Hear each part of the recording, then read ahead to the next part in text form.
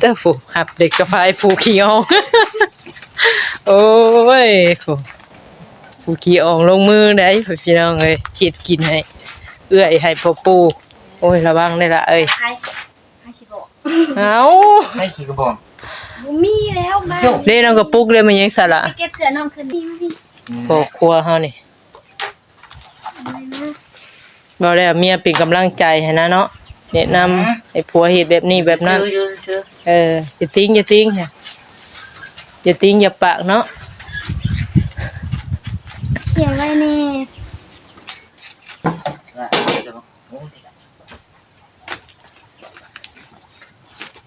อยู่บ่เบื่อนั่นเอาหน้าแกงมันโอ้ยว่าโรคเนาะ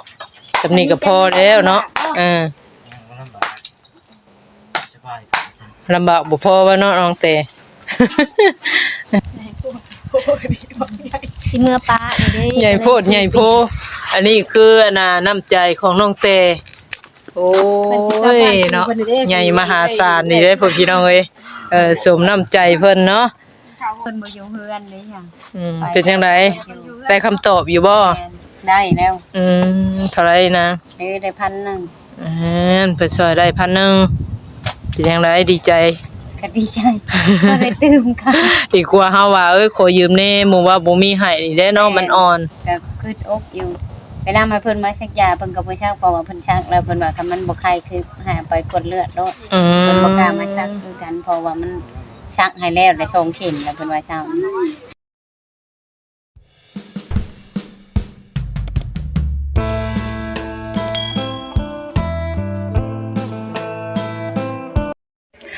สบายดีและสวัสดีเด้อพี่น้อง FC ปาดุงเบิดสุขคนนะเอาพี่น้องเอ้ยเปิดภาพมาก็ยังอยู่บ้านน้องเตคือเก่าน้องพี่น้องเอ้ยอาจจังได๋ทางสนวนก็สิเข้าไปหาเพิ่นเนาะเพราะว่าเพิ่นซื้อปลามาเลี้ยงเอื้อยๆเนาะทางเฮาก็ว่าสิบ่รับเอาทางน้องเพิ่นน่ะพี่น้องเอ้ยก็จังได๋น้ำใจของน้องเพิ่นเนาะอย่าเพิ่นเสียความรู้สึกพี่น้องเอ้ยก็เลยว่าเอาอยู่ต่อเนาะกินปูกินปลาน้ำเพิ่นจังนิดจังหน่อยจังคอยกลับพี่น้องเอ้ยตอนนี้เพิ่นก็ลังเตรียมจูพื้นจูไผ่ว่าซั่นเนาะพุ่นละอยู่หลังบ้านทางเฮือนนางพี่น้องเอ้ยทางสนวนก็สิย่างเอาเล็กกับไผ่ไปให้เพิ่นเนาะเพราะว่าทางพ่อเพิ่นก็ค่าทีมงานใส่บุญเฮายังสัมภาษณ์อยู่เนาะยังไถ่ถามอยู่เนาะทางสนวนก็สิอาสาเอาเล็กกับไผ่ไปให้ทางน้องเพิ่นก่อนบ่ฮู้ว่าไผสิลงมือก่อนเนาะพี่น้องเนาะบ่ฮู้ว่าไผสิลงมือเฮ็ดให้กินหั่นแหละสิเป็นน้องบอยบ่หรือน้องแต่เนาะพี่น้องจังไดก็พุ่นละไปเบิ่งไปชมน้ำกันเนาะพี่น้องเนาะโดยจะเปิดภาพมาน้องเพิ่นกำลังออกมาแต่ห้องน้ำพี่น้องเอ้ยสิได้เปลี่ยนชงสิย่างไปเองบ่นี่ถ้าก่อนญาติได้ล่ะเอ้ยเอาสบายดี FC เด้อสบายดีแต่ว่าใครเนาะมันบ่แม่นปูกระเบื้องเนาะเราดาดอันดินอันนี้อยู่บ่ได้เครื่องบ่เวลาเจ้าย่างยาได้สกินปกติอยู่บ่เศร้าเพียงแรงเพียงเศร้าแรง3 เม็ดแล้วอ่ะ4 เม็ดหลังอาหารแม่นบ่สบายอย่างไรเด็กกับไผ่บ่เอาเอ้ยเอามาให้น้ำพกปูเจ้าไผสิลงมือนี่เจ้าฝูหับเด็กกับไผ่ผูขี้อองโอ้ยผู้ขี้อองลงมือได้พี่น้องเอ้ยเช็ดกินให้เอื้อยให้พ่อปู่โอ้ยระวังได้ละเอ้ยใครสิบอกเอาให้ขี่กระบอกมีแล้วมาเด้น้องกระปุกเลยมันยังสละเก็บเสื้อน้องคืนนี้นะพระเยซูเฮ้ยไปเก็บเสื้อน้องคืนนี้อันนั้นเด้หาถุงยางก็ได้แล้วจุพัดพื้นเนาะดีเด้ยางนี่โอ้เปื้อนนี่ยางเสื้อขาวบ่โอ้เห็นงามได้น่ะถือขี้พุ่นนั่นอันนั้นอีเด้น่ะ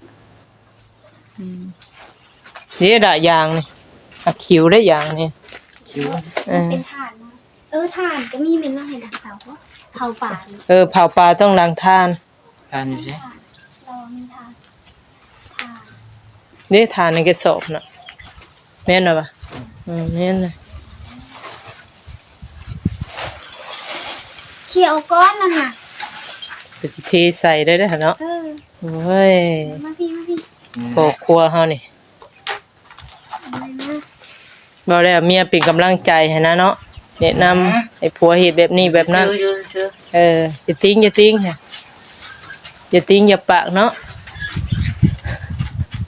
เขียนไว้นี่ในกับเขียนทั้งคืนมัน ให้มันมีลมเปลวเข้า ลมหอยนั่งกิน ปิ่นไปทางลมมันจังติดไว้ มองให้เบิ่งดูบ่เคยเห็นดักไฟตะเกือน ว่าดอกเอ้ย หมักหาเงินเขาได้ เอ้ย ที่ประมาณได้ นั่น อย่าประมาทได้เราอ่ะ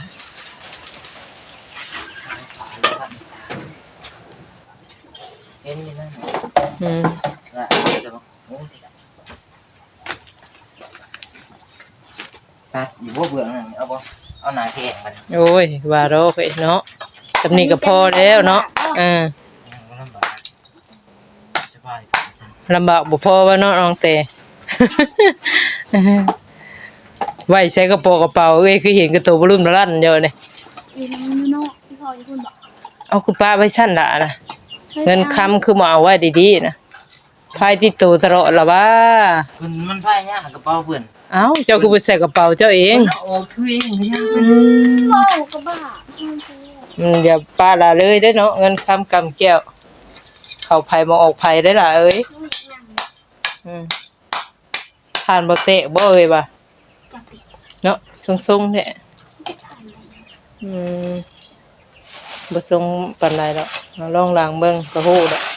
แล้วซื้อสอบน้อยเอาได้นี่ ตัวนี้ดังค่ะ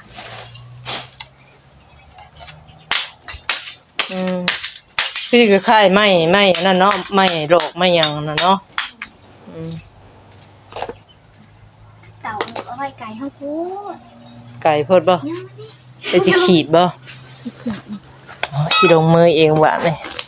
เอาลองเบิ่งอยากเฮ็ดเพิ่นยังปวดยังหาวอยากเฮ็ดนี่ต้องบ่อยเอ้ย บ่นะเฮาจับตัว พายแล้วนะเจ้าน่ะ พายนี่รุด พี่สิพาไปดูที่งานคำรักษาเลยดี ไป เด้อ พายเห็ดเนี่ยนะ เอามา เอาญาติกันเฮ็ดปานนี้โอ้ยเนาะ เจ็บดอกมาดัง อย่าสบายอย่าเห็ดได้ เป็นหยังน่ะช่อนเล่นบ่ น้องบอยบ่ได้สูบยาติล่ะดีแล้ว แต่ เหล้าก็บ่กินยาก็บ่สูบดีงามหลายลมสำเนาะมีอันนั้นน่ะไผอันนั้นนะดีเด้ เดี๋ยวไปเอาไม้นะ ไม่เสียนนี่ไม่เสียนออยนะข้างเตาแล้วหั่นล่ะ นี่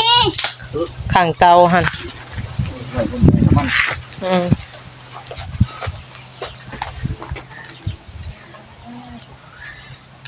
ติดง่ายอยู่ดอกมีไม้ออย จับปฏิ ไอ้พ่อน่ะแม่เด็กกระไพน่ะ จับปฏิใช่ เด้น่ะข้างเตา เจนยังสูบยาว อ่า สูบก็ยังสูบนะเขาเนี่ยนะเวลาไปช่วยหรอก เอ้าเนาะเป็นหักไม้ยาเราได้น่ะเนาะ เจ้าก็ได้ อย่าลดตังส่งด้วย โอ้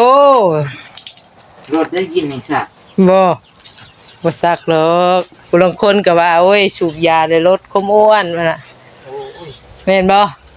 ไปสูบไหมเราคงบวช ใส่บ่ได้อ้วนเมียก็ได้เปรเซอยู่ยังว่าเมียอ้วน โยบ่ได้ที่ บ่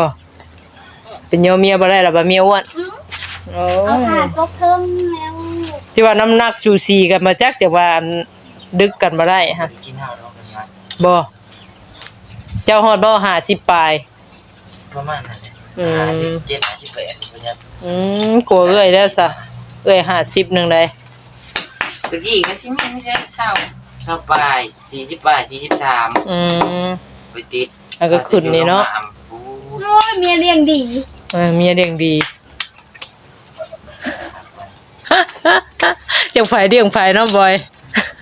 อ้าวแต่เก่าจะว่าน้ำหนักจะบ่50 เอาว่าแต่ก็อยู่งานน่ะมานั้นนะก็คือได้ ขึ้นดีตัวน้อย แล้วมันเฮ็ดงานเลยอยู่ตึกก็ได้กินเลอะเดือนออกก็ซื้อ ใช่บ่ประหยัด จักไผเลี้ยงไผว่าซั่นป้าไปใช้สปา ให้นี่ โอ้นี่น่ะ แปลก เราไว้อยู่ก็ยังเนาะบ่มีไผเห็น กระสอบ หมูมาอุเท่าบัดนี้ หิวไปทั้งไม้ซะละบอยพี่มาทางพี่ อยู่หน้าสบายลองผิดกระสอบแล้ว หิวไปนอกเพิ่นบ่ไปใส่หิวไปนอกพุ่นซะ ไปหาสาระ อืม เอ้า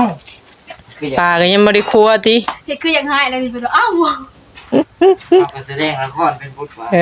แม่นนั่นแหละเนาะ อะไรของปริญญาตันทางเด้อเว้ย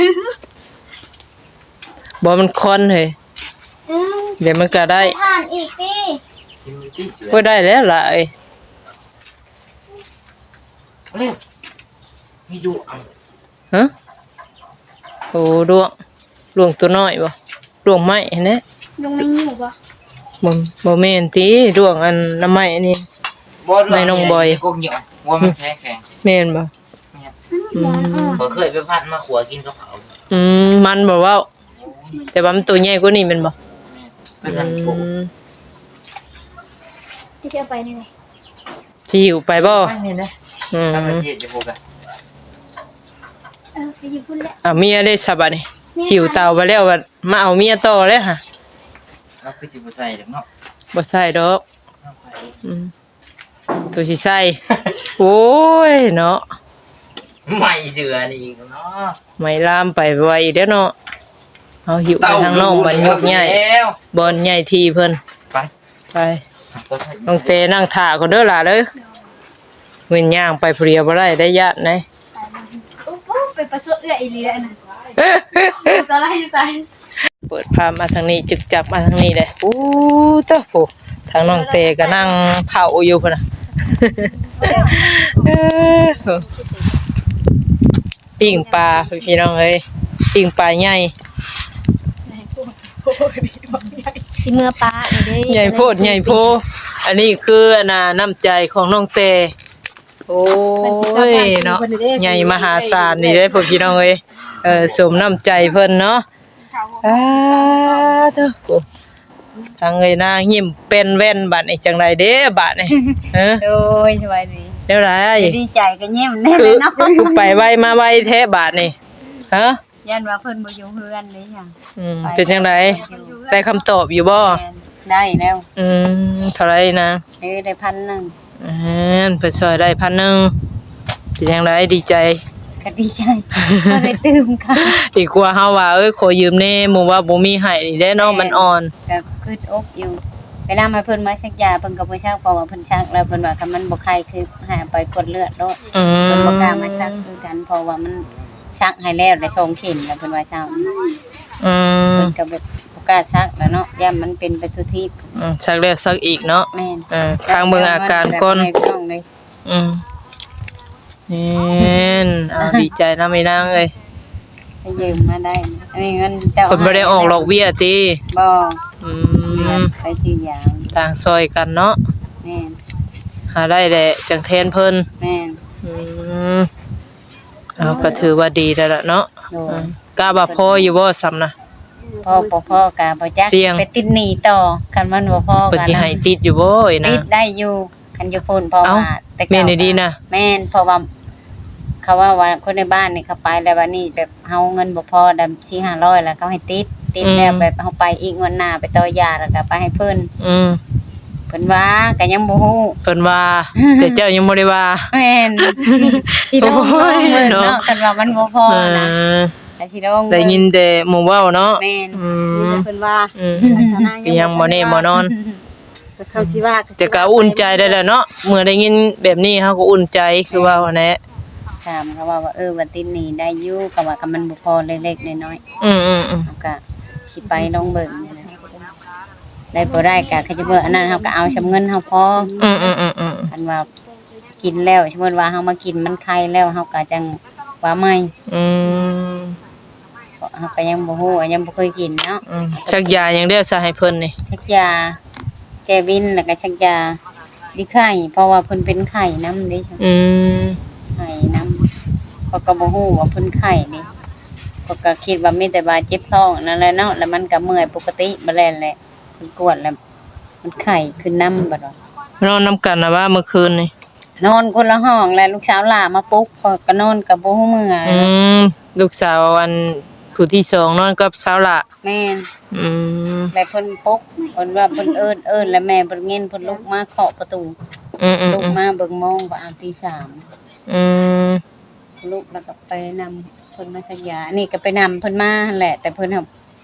บ่ซักให้เพิ่นว่า หาการสะก้นเนาะ แม่นเพราะว่าหาซักเช้านี่เพิ่นก็บ่กล้าเพิ่นว่า อืมอืมอืม ยันมันเป็นไปทั่วที่เพิ่นว่ามีแต่ให้เอาไปกดเลือดหาหมอใหญ่โลก อืม ถ้าเบิ่งคันว่าเพิ่นบ่เช่าก็สิได้ไปห้องหมอใหญ่อันนี้แหละ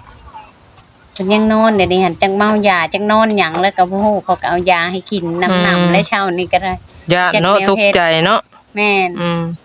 อะไรก็กินยาสะก้อนเด้อเนาะ แม่นเพราะว่าเฮาเพื่อไปใช้มาใช้มันก็ยากเนาะเพิ่นขี่รถบ่ได้เด้จ้ะ บินหัวบินหามก็อันตรายเด้อเนาะ คันสิไปเมารถเขาก็อกใจอีก อืม ไปเมารถมาไปบ่มีเงินให้เขาก็จะเครียดอะไรก็เลยจำเป็นไอ้สักยาไปก่อน วันนี้เพจหมอเพิ่นก็อยู่พอดีเนาะแต่เพิ่นก็บ่มา แม่นเพิ่นบอกว่าเพิ่นเล่า สักยาพังเบิ่งอาการซะก่อน ก็เอายาดีพินมาให้ อืมอืมอืม กับยาพดนั่นแหละแล้วก็ยาแก้ปวดเพิ่นมา ทั้งเบิ่งอาการทั้งน้องเพิ่นหั่นแหละเนาะเฮากับบ่พาวน้ำหืดน้ำยาลงไปย่านได้เนาะ นั่นแหละ ย่านชกย่านหยังอันนี้มันก็มีส่วนอยู่ได้ โดย ยาเฮาซักลงน้ำมันก็ตีกันเด้แต่ว่ามื้ออื่นนี่ไปแน่นอนเนาะ ไปเนาะ อืม คันว่ามื้อนี้ก็คันว่าเพิ่นลุกมาเพิ่นบ่ไข้ก็สิได้ไปคือเก่า ก็สิได้ไปไทยพุ่นล่ะบ่ะ บ่ไปลาวนี่แหละมื้อนี้ โอ้ คันว่าเพิ่นบ่ไข้หั่นนะ อืมอืมหยังอันนี้ซื้อหยังมาต้อนแม่อันนี้ เงินทอน เอ้าเงินทอนอืม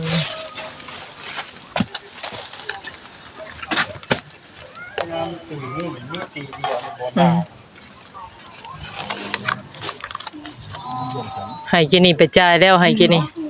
ไอ้นี่ค่ายานี่แล้วก็ได้ไปซื้อยานํแล้วก็ยังเหลือนำเพิ่น เอ เลย อเนาะ ดีค่ารถไปมื้ออื่นนำนี่ อ่า ค่าเหือผู้ละ50,000ค่าเหือ ค่าเรือบ่ แม่น โอ้ แสนหนึง เฮาให้เงินกี่บ่ซะ แม่นค่าเหือ อืมเพิ่นบ่ได้เอาเงินบาท แม่นเพอว่าอยู่พังเฮาเด้ อืม ไปกลับและ50อืมอืมอืม พอไปอยู่ อืม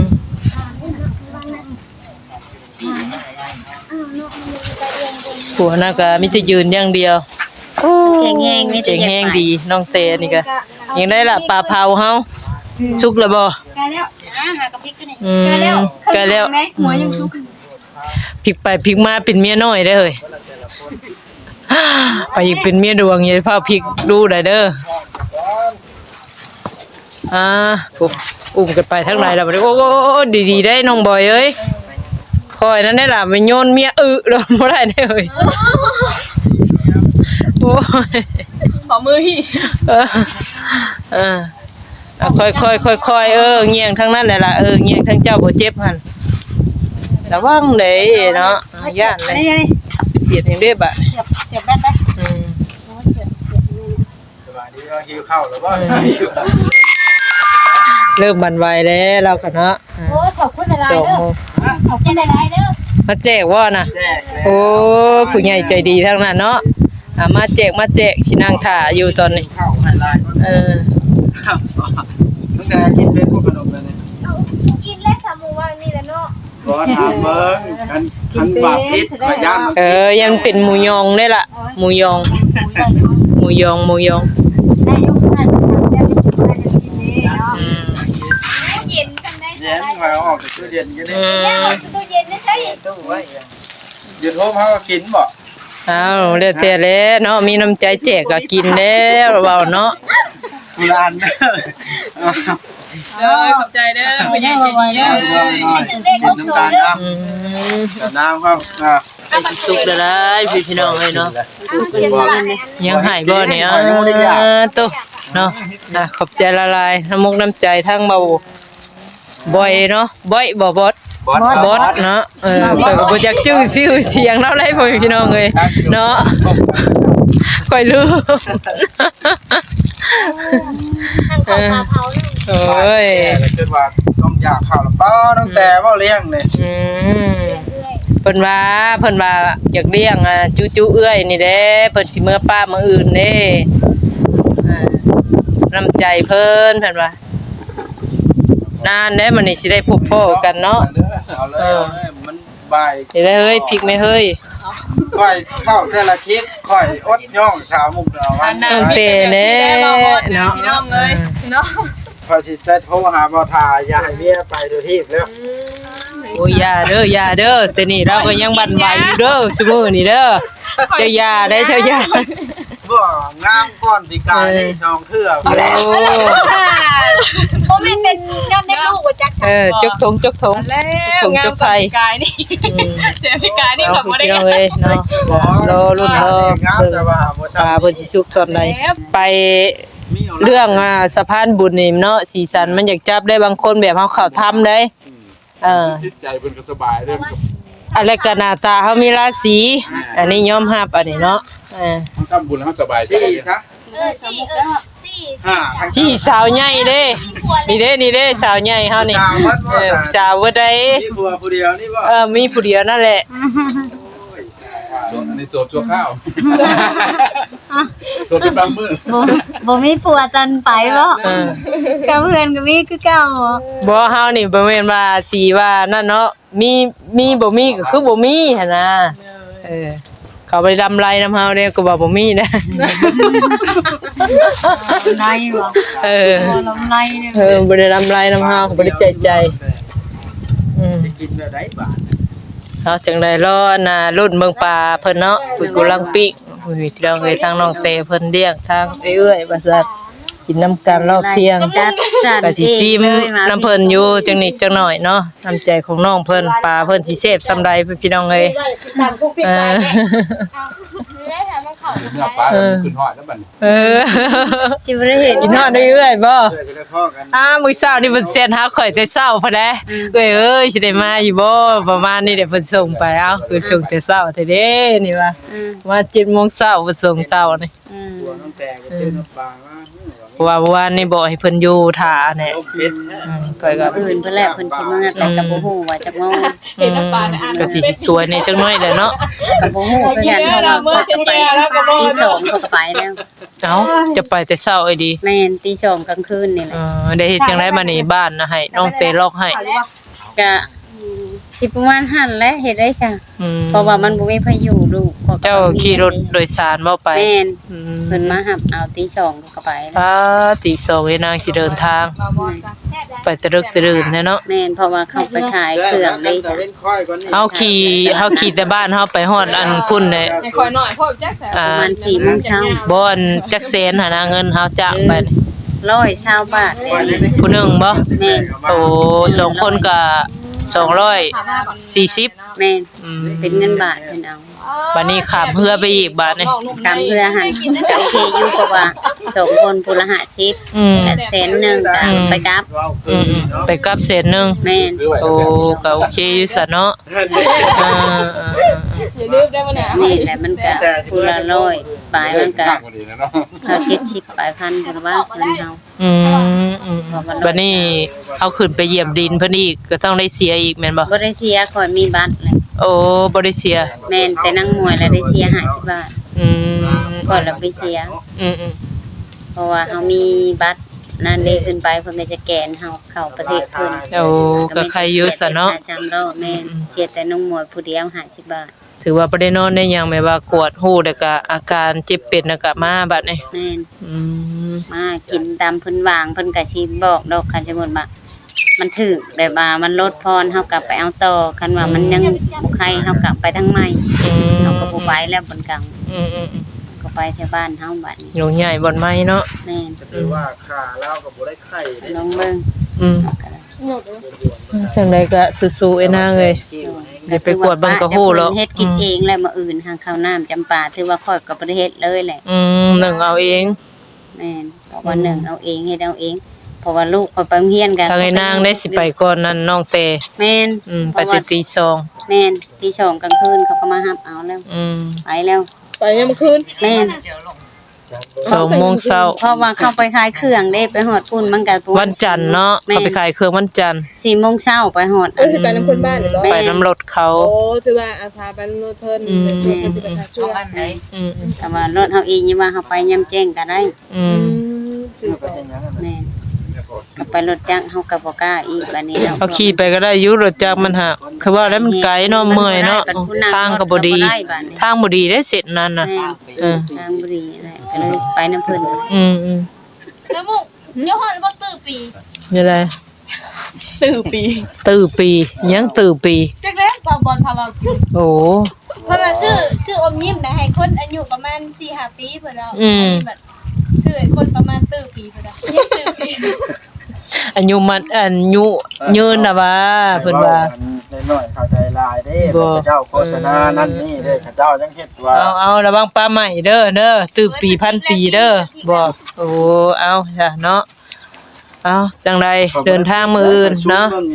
ก็จังไดก็คือว่าเนี่ยให้พ้นผ่านโดยดีมีแต่สิ่งดีๆนั่นแหละเนาะก็บ่อยากได้ยินข่าวในทางมันบ่ดีพี่น้องเอ้ยจังไดก็ผ่านได้ไปนางเอ้ยมื้ออื่นนี่ฮู้แหละเนาะ แม่น เกือบ2 โล ก็คือว่าฮู้นำมื้ออื่นนี่แหละ มันคือกวดภายนอกภายในเฮาเพิ่นก็สิวางหึกวางยาให้หั่นแหละ เดี๋ยวภาพท้องไว้น้ำมันน้ำแต่นี่บ่แม่ เอาจังไดก็ให้ทางเอ้ยเพิ่นเนาะ ก็เมื่อกี้พอดีไม่แห้งนำกัน นั่งพักพรพี่น้องเอ้ยก็อย่าคิดหลายเด้อนางเด้อ โอ้ เป็นห่วงแน่เนาะคิดได้บ่ได้ได้เฮ้ยเนาะกระเบือกระบาคนเดียวคิดหลายมันก็ได้ สาวรักนี่ต้องเข้มแข็งเด้นางเอ้ยโอ้ก็คิดแนวนั้น บ่อ่อนบ่แอ คืนนี้ แม่น ก็เป็นวินแล้วว่าหายามากิน โดย ตรงเนี้ยมันแบบเฮาคิดมันก็สิเป็นเนาะคนพญาติอยู่แล้ว คนหนึงก็ไว้สิเบิ่งดูแลลูก แม่น ในเฮาคนพญาติเฮาคิดหน่อยหนึงมันก็ไป มีบ่มีเฮาก็ต้องไขครัวหาแด้คือว่าอันนี้ โน่ ตัวนี้น่ะมันสำคัญที่สุดได้คือว่าเงินคำกำแก้วเฮานี่แหละเนาะ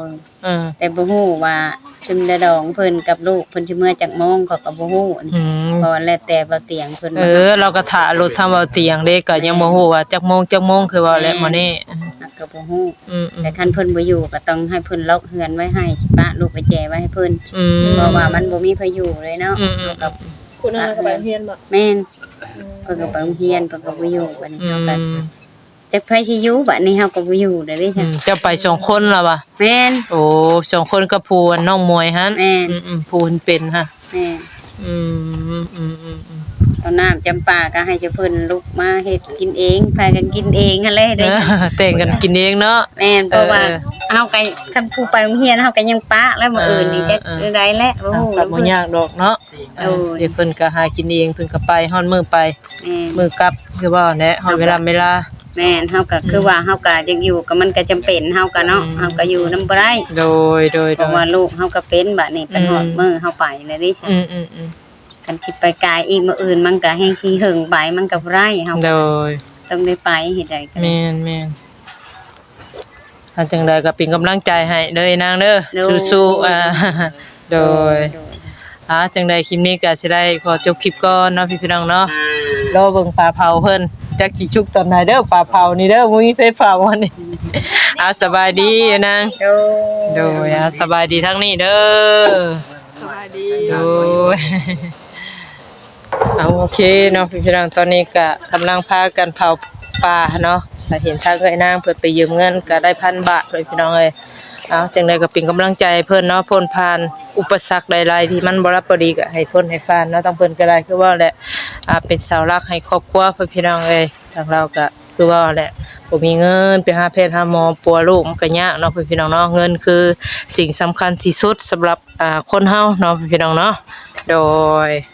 จังไดคลิปนี้บ่ผิดบ่ถูกผิดพลาดกันได้ขอโทษขออภัยพ่อแม่พี่น้อง FC พาดงเบิดสุขสุขคนเด้อเนาะสำหรับคลิปนี้ไปแล้วพี่น้องขอกล่าวมาสบายดี